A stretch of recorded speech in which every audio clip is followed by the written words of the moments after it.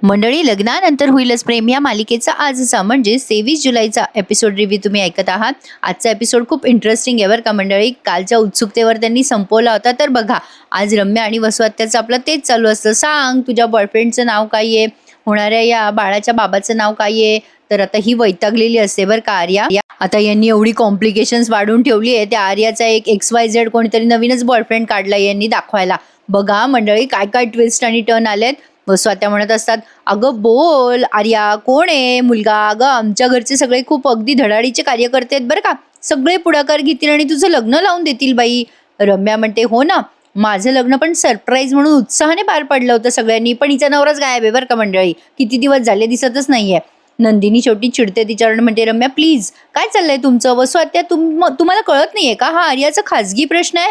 रम्या म्हणते, "अगं नंदिनी, आम्ही फक्त नावच तर विचारतोय." "काय गं आर्या, सांग ना, सांग.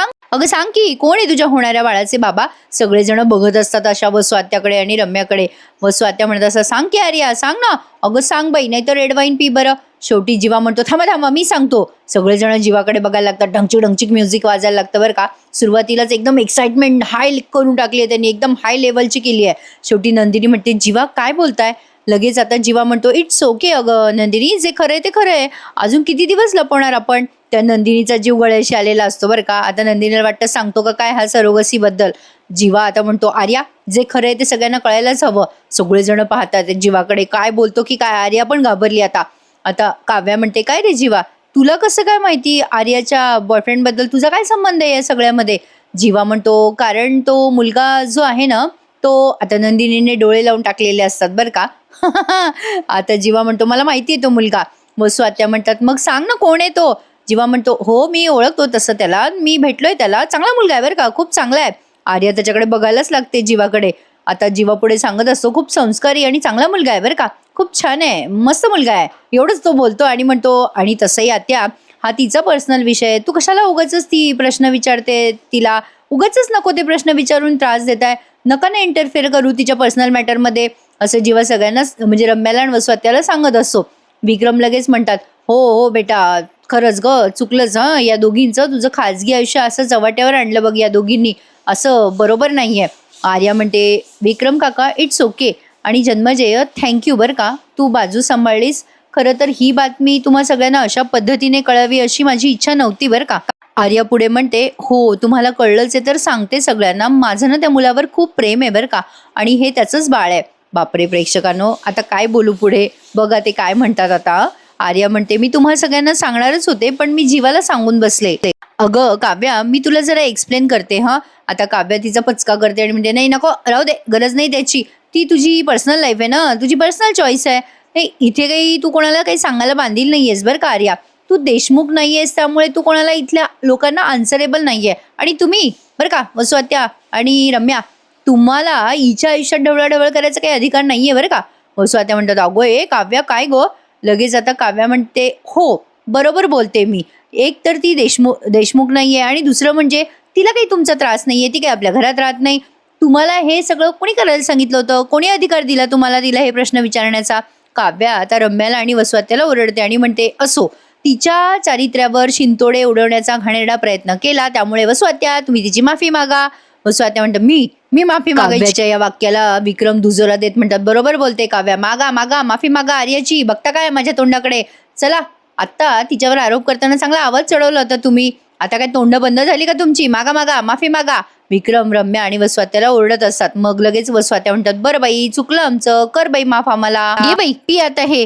लगेच विक्रम म्हणतात, "अगो ए, काय चाललंय तुझं वसुताई?" वसुहत्या म्हणतात, "अरे बाबा विक्रम, कोकम सरबत आहे हे. अशा अवस्थेत हे कोकम सरबतच बरं असतं प्यायला, म्हणून आणलं होतं." म्हणजे ती जी वाईन वाईन करत होत्या ना वसुहत्या, ती वाईन नव्हती, कोकम सरबत होतं बरं का. सगळ्यांचा गैरसमज दूर झाला. लगेच आता आर्या त्यांच्याकडे बघत असते रागाने. वसुहत्या म्हणतात, "राहिलं नसेल प्यायचं तर," आणि निघून जातात तिथून.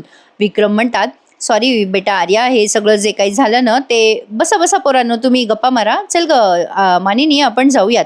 मिथुन काका, मानिनी आणि विक्रम निघून जातात तिथून. आता हे 4 जणच राहिलेत बरं का. म्हणजे सॉरी, 5 जण राहिलेत. काव्या आता येते आर्या समोर आणि म्हणते, "आर्या, मी ना खूप चिडले बरं का तुझ्यावर आणि जीवा तुझ्यावर सुद्धा. काय रे, का बरं लपून ठेवलं तुम्ही हे सगळं? आणि तुम्हा दोघांची टीम कधीपासून झाली? टीम आमची आहे ना, मी, नंदिनीताई आणि आर्या. काय ग आर्या, तुला आम्हाला नाही सांगावंसं वाटलं का? बरोबर आहे प्रेक्षकांनो, काव्याचा मुद्दा. काव्या पुढे म्हणते, माझं सोड ग, तू नंदिनी ताईला पण नाही सांगितलंस. काय हो ताई साहेब, तुम्ही नाही का नाराज या आर्यावर? काय म्हणते मी ताई, तुला पण आत्ताच कळतंय ना हिच्या प्रेग्नन्सी बद्दल? नंदिनी आता काव्याला म्हणते, ए अगं काव्या, तू चिडू नकोस. मग काव्या तिचे एक्सप्रेशन बघत म्हणते, अच्छा नंदिनी ताई, तुला आधीपासून माहित होतं? काव्या पार्थला म्हणते, बघा ना पार्थ, याला काय अर्थ आहे? ताईला माहितीये, जीवाला माहिती, पण आपल्या दोघांना काहीच माहिती नाहीये हिच्या प्रेग्नन्सी बद्दल. आता पार्थ पण मान खाली घालतो. त्यामुळे काव्या लगेच ओळखते आणि म्हणते, तुम्हाला पण माहिती होतं का? काव्याला आता तो उत्तर देतो पार्थ, ॲक्च्युली मी शोधत होतो ना जीवाला त्या रात्रीच मला आणि नंदिनीला कळलं काव्या. मग नंदिनी एक्सप्लेन करते काव्याला, अगं ऐक ना काव्या, अगं पार्थ तुलाच सांगणार होते, पण मीच म्हटले पार्थला की इतक्यात नका सांगू काव्याला, उगी तिला टेन्शन येईल. आर्या म्हणते, आणि अगं मी पण विचार केला की, आता लगेच काव्या म्हणते, ठीक आहे ठीक आहे ठीक आहे, मला काही सांगू नका आता. एकीकडे मी रम्या आणि वसुआत्याशी भांडते, दुसरीकडे तुम्ही माझं माकड करून टाकलं. सगळ्यांना माहिती, पण मला काहीच माहिती नाहीये. नंदिनी म्हणते, अगं तसं नाही काव्या, ते. काव्या म्हणते, नाही काय नाही, ते काय नाही, हे काय नाही. काय ताई तू पण, नंदिनी ताई, तू ना प्रेग्नन्सीमध्ये जरा जास्तीच बदलली आहेस ग. आणि हो, तुम्ही देशमुख, सगळ्यात मोठे तुम्ही माझे गुन्हेगार आहात. काय म्हणालात तुम्ही मला? हिचं पोट बिघडलं म्हणून तुम्ही डबा घेऊन जात होतात ना? नाही म्हणजे जीवा हिला डबा घेऊन जात होता ना? काय हे, का सगळं खोटं बोलले माझ्याशी? आर्या म्हणत असते, ऐक ना काव्या, तू नको ना त्रास करून घेऊस. या सगळ्यात ना फक्त माझ्या एकटीची चूक आहे. यांना कोणाला काहीच माहिती नव्हतं, सगळ्यांना अर्धवटच माहित होतं. अगं Kavya, I am very very sorry, मला माफ करशील का? माझाच दोष आहे. Please please Kavya. आता काव्या जरा वेळ शांत होते. मग नंदिनी पण म्हणते, हो ग काव्या, या सगळ्याचा त्रास नको करून घेऊस. आता आर्या म्हणते, सॉरी, आता नाही होणार असं. सॉरी सॉरी बाबा मावशी, सॉरी बाबा माझी मावशी, असं काहीतरी ती म्हणते, म्हणजे तिच्या होणाऱ्या बाळाची मावशी असं म्हणून ती आता काव्याला मिठी मारते. मग काव्या स्माईल करते आणि म्हणते, काय ग आर्या, तू एवढी चांगली आणि आनंदाची बातमी माझ्याशी शेअर नाही केलीस. बरं ठीक आहे, बरं आम्हाला तरी सांग, तो मुलगा कोण आहे? आता काव्याने असं म्हटल्या पुन्हा यांना प्रश्न पडला की आता कोणत्या पोराचं नाव सांगावं बाबा? काव्या म्हणते, जीवा तू सांग ना, तुला माहितीये का तो मुलगा कोण आहे?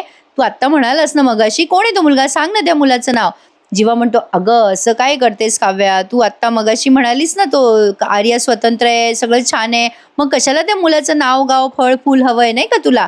काव्या म्हणते, ठीक आहे, हरकत नाहीये, नाही विचारत मी, राहिलं. पण ना उद्याचा दिवस संपायच्या आत मला त्या मुलाला बघायचंय. तुम्ही काही करा बाबा. पार्थ म्हणतो, मला पण बघायचंय. आता याचं काय यार मध्ये? पार्थ म्हणतो, आय मीन टू से, बघायचंय त्या मुलाला, बघायचंय, भेटूयात उद्या त्या मुलाला नाही का? आता काव्या म्हणते, हो का, चला आता घरात, तुम्हाला बघते मी आता. काव्या आता पार्थला ओरडणार आहे घरात जाऊन, पण ते ओरडणं काही दाखवलं नाही. एक नॉमिनल काहीतरी सीन दाखवायचा म्हणून दाखवलाय त्यांनी. आता बघा, हे तिघेच जण तिथे राहिले आहेत, आर्या, नंदिनी आणि जीवा. आता हे पार्थ आणि काव्या बेडरूममध्ये निघून जातात. आता आर्या पुढे काही बोलणार, तेवढ्यात नंदिनी म्हणते, बस कर आता आर्या, खूप बोलली आहेस तू, आणि घरच्यांना सगळं कळलंय जवळपास. संध्याकाळी आपण तुझ्या घरी भेटू आणि मग बोलू. लगेच आता संध्याकाळ दाखवली आहे आणि या तिघांची जरा चर्चा रंगवली आहे. पण या चर्चेमध्ये ना प्रेक्षकांनो, जीवा उलटला बरं का आता नंदिनीवर, आणि नंदिनीला आता पावली तिच्या आईची आठवण येते की तुम्हाला तुमच्या दोघांमध्ये तिसरा इन्व्हॉल्व करायची गरज नाही. या वाक्याची किंमत तिला आज कळते. बघा तर आता रम्या व स्वतःचा सीन दाखवलाय छोटासा. रम्या म्हणते, अरे देवा आई बघ ना, तो जीवा ऐन वेळेला पुढे आला आणि आपला सगळा प्लॅन फ्लॉप झाला. व स्वात्या म्हणतात, ए रम्या, आपला काही प्लॅन फ्लॉप बिप झालेला नाहीये. काव्याने योग्य वेळेला बंदुकीतून गोळी लागली आणि ती वर्मी लागली बरं का. अगं काव्या काय म्हणाली आर्याला, मला उद्याच्या उद्या त्या मुलाला भेटायचंय. आता रम्या म्हणते, हे तू कधी ऐकलंस? त्यावर स्वात्या म्हणते, अगं मगाशीच ऐकलं मी चोरून. रम्या म्हणते, म्हणजे ती बॉयफ्रेंडला आणणार आहे का तिच्या, ती आर्या? स्वात्या म्हणतात, नाही बघू ना उद्या काय होतंय ते. आर्या कुठल्या मुलाला स्वतःचा बॉयफ्रेंड म्हणून उभं करते देशमुखांसमोर, बघू कळेलच उद्या. रम्या म्हणते, आई मला पण बघायचंच आहे, नेमका हिचा बॉयफ्रेंड कोण आहे. काही झालं, जग इकडचं तिकडे झालं तरी या दोघींच्या सवयी काही बदलत नाही. प्रेक्षकांनो बघा ना, आता यांना काय करायचं बरं, दोघींना चांबार चौकशा. पण असो, त्यांचा असा गैरसमज आहे की त्या आर्याचा होणाऱ्या बाळाचा बाबा म्हणजे जीवाचा सवा, असं काहीतरी आहे भानगड. असो, आता बघा रात्रच झाली आणि हे तिघे जण भेटलेत आर्याच्या घरी, जीवा, नंदिनी आणि आर्या. नंदिनी सारखी एरझाऱ्या मारत असते. जीवा म्हणतो, अगं नंदिनी दमशील फेऱ्या मारून. नंदिनी म्हणते, तुम्ही बसताय, शांत बसू शकताय. आणि काय ग आर्या, तुला झोप कशी ग लागते एवढ्या रात्रीची?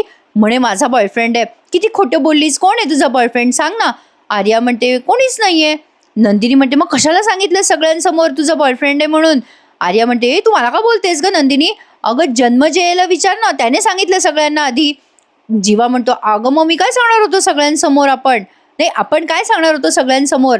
नंदिनी म्हणते आपण. जीवा म्हणतो अगं हो आपणच ना, आपण 3 जण टीम आहोत ना, तू मी आर्या. काय ग हे नंदिनी असं का करतेस तू. लगेच आर्या म्हणते जन्मजय असं तुला आणि मला वाटतं बरं का, हिला नाही वाटत आपण टीम आहोत वगैरे. आता नंदिनी चिडते आणि म्हणते ए आर्या अगं काय ग, अगं हे बघ असं काही नाहीये बरं का, पण हे म्हणाले की मी ओळखतो त्या मुलाला, ही म्हणते की प्रेमात पडले त्या मुलाच्या, आणि काय हे सगळं एवढं खोटं बोलायची काय गरज होती. आपण काहीतरी वेगळं केलं असतं, विचार केला असता आपापसात आणि बोललो असतो काहीतरी. त्यावर ही आर्या म्हणते विचार केला असता, बोललो असतो काय, कधी नंदिनी, तर रम्या आणि कोणती तुझी वसू आत्या त्यांच्यासमोर काय मी टाइमपास म्हणणार होते का, टाइम प्लीज थांबा थांबा मला विचार करू द्या असं बोलणार होते का मी, आणि मानिनी काकूंसमोर मी बोलणार होते का थांबा थांबा मी जरा जन्मजय आणि नंदिनीशी बोलते आणि मग तुम्हाला उत्तर देते असं बोलणार होते का मी. ए नंदिनी तुला ना तुझी तत्व महत्वाची आहेत, तुला काही माणसं महत्वाची नाही आहेत बरं का. नंदिनी म्हणते नाही असं काही नाहीये बरं का आर्या, असं काहीच नाहीये, आणि मी माणसांपुढे तत्व नाही करत बसत, मलाही कळतं. आजपर्यंत मी म्हणत आले की एक वेळेला मी नुकसान सहन करू शकते, पण माझा विश्वासघात करणाऱ्याला मी सहन करू शकत नाही, आणि मी सगळ्यांचा विश्वासघात करत सुटली आहे, माझ्या माणसांचा विश्वासघात करते मी. या सगळ्याला सुरुवात झाली तेव्हा असं वाटलं होतं की सोपं असेल सगळं, फक्त काव्यापासून तर लपवायचंय ना, पण नाही. आता मात्र हळूहळू सगळं अवघड होऊन बसलंय. जीवा खोटी प्रेग्नन्सी आली म्हणून खोटं पोट आलं, जीवाला बाळाची आस आहे म्हणून सरोगसी आली म्हणजे तू आली सार्या. अगं आता तू आल्यामुळे सगळं एकावर एक खोटं उभं राहतंय, रोज रोज नवीन खोटं. माझी चूक मी सुधारायचा प्रयत्न करते पण नाही होते हे सगळं. आपण इतके पुढे निघून आलोय ना आता, एखादा सराईत गुन्हेगार सुद्धा एवढं खोटं बोलत नसेल इतकं खोटं आपण बोलायला लागलोय. एक विसरू नका तुम्ही दोघं जण, एका खोट्या मागे 10 खोटे उभी करावी लागतात. लगेच आर्या चिडते आणि म्हणते अगं हे नंदिनी किती बडबड करते, बस कर अगं, माझ्या जागी उभी राहा आणि विचार कर मी काय सांगणार होते त्यांना, माझ्या पोटात जीवाचं बाळ आहे असं सांगणार होते का मी तुझ्या घरच्यांना. नंदिनी एकदम चिडते आणि म्हणते आर्या जीवा आणि नंदिनीचं बाळ येते हे लक्षात ठेव, जीवा विक्रम देशमुख आणि नंदिनी जीवा देशमुख या दोघांचं बाळ आहे तुझ्या पोटामध्ये, विसरू नकोस आर्या. आर्या आता पुढे काही बोलणार तेवढ्यात जीवा चिडतो आणि म्हणतो बस करा. आणि नंदिनी तू किती बोलतेस, आत्ता तू खोट्याच्या नावाने गय करतेस, शब्दांची कीस पाडतेस, आत्ता अगं वेळ निघून गेली नंदिनी, आणि तू आम्हाला लेक्चर देऊ नकोस बरं का, या सगळ्यामध्ये तू पण तितकीच सामील आहेस. आत्ता तुला आठवतंय का नंदिनी, एक खोटं दुसऱ्या खोट्याला रांगेत उभं करतं ते तुझ्यापासूनच या खोट्याला सुरुवात झाली आहे नंदिनी. मिसकॅरेज लपवायचं हे कोणाचा डिसिजन होता, तुझाच डिसिजन होता ना, काव्यापासून तुलाच सगळं लपवायचं होतं ना, विसरलीस का. बघितलं का मंडळी, मी म्हटलं ना मगाशी जीवा पलटला नंदिनीवर, असंच झालंय बघा. आता अचानक त्या आर्याला मळमळायला लागतं बरं का. जीवा म्हणतो का ग काय आर्या तुला काय होतंय, बस बरं तू खाली, एक काम कर तू इथे बस. जीवा पटकन तिची काळजी घ्यायला लागतो, तिला पाणी देतो आणि तिला असं हात फिरवत असतो पाठीवरून, सावकाश अगं सावकाश. आता नंदिनीला ते सगळं दिसतं आणि तिच्या लक्षात येतं की आपणच आपल्या हाताने पायावर कुऱ्हाड मारली आहे आणि आपल्या नवऱ्याला दुसऱ्या बाईकडे सुपूर्त केलंय कारण नसताना. तिच्या आईची तिला पावले आठवण होते बरं का प्रेक्षकांनो. मस्त दाखवलाय त्यांनी आजचा भाग सुद्धा, आणि मालिकेची कथा ना खूपच इंटरेस्टिंग पद्धतीने त्यांनी पुढे नेली आहे. सरोगसी वगैरे मालिकेत म्हणजे अगोदर दाखवलंय की नाही आय डोंट नो, पण हा सगळा विषय ना एक नवीन आहे. आणि काय आता आजकाल बऱ्याच गोष्टी निघाल्यात, पण तरी सुद्धा आपल्या अजून समाजात अशी मान्यता नाही आहे की आर्याचं बिना लग्नाचं म्हणजे हे सगळं प्रकरण वगैरे असो. आता जास्ती चर्चा करायची नाही आहे मला यावर. आता शेवटचा सीन तुम्ही बघत आहात. आता ही काव्या क्लासमधून आली आहे आणि काहीतरी उत्सुकतेने सांगत असते पार्थला, आमच्या क्लासमध्ये असं झालं सर असे म्हणले. पार्थ आता अचानक तिच्या गोळ्या बघतो आणि म्हणतो हे काय काव्या, तुम्ही आज दुपारची गोळी घेतली नाही का, याच्यात तर जेवढ्याला तेवढ्याच गोळ्या आहेत. काव्या म्हणते देशमुख तुम्ही पण ना हुशार आहात, तुमच्या लक्षात आहेत मी किती गोळ्या घेतल्या किती नाही ते. ती टाळ्या वाजवायला लागते. मग पार्थ चिडतो आणि म्हणतो हे काय काव्या, टाळ्यानंतर वाजवा, मला सांगा 4 गोळ्या कशा काय शिल्लक राहिल्या.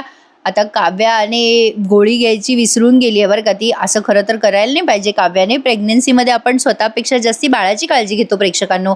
काव्या आता म्हणते ॲक्च्युली काय झालं ते देशमुख, तेच सांगत होते मी मगाशी तुम्हाला, मी क्लासला गेले आणि त्या नादामध्ये मी विसरून गेले हो. ते सरांनी रिव्हिजन करायला लावली, सरप्राईज टेस्ट घेतली, रिव्हिजन करायच्या नादात मी विसरले देशमुख, राहिलं. आता पाठ चिडतो आणि म्हणतो काय अर्थ आहे काव्या या गोष्टीला, गोळ्या घेणं विसरताय तुम्ही.